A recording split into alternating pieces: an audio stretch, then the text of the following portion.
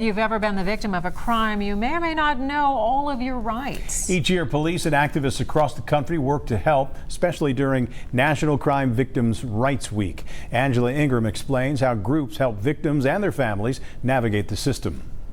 I want everyone to know that when you take a life, you take a whole family. You don't just take the one person. Margaret Daniels' whole family is still suffering since someone murdered him in 2012.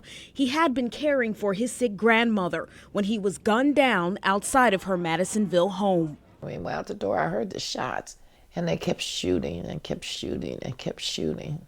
Like hundreds of other local families, the Daniels family is waiting for justice.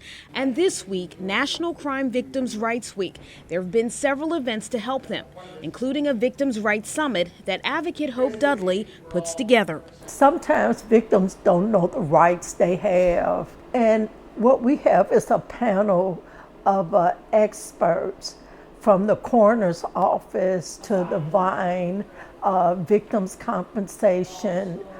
We have federal district attorneys, BCI, Bureau of Criminal Investigation. This week is not just for homicide victims, but victims of crime in general. If a person is locked up on a crime, whether it's sexual assault or homicide, you can call and get a PIN number, and 24 hours a day you can actually find out where that person is. No one wants to be a victim or the family member of a person killed, but advocates do their best year-round, and especially this week, to connect the families to resources. Only thing I know is that my face is going to be out here for Marcus as long as I live, because they took the life of a child who had just become to be happy in his life. In Madisonville, Angela Ingram, Local 12 News. There is a vigil for Margaret Daniels where he was gunned down at Chandler near Stewart Avenue.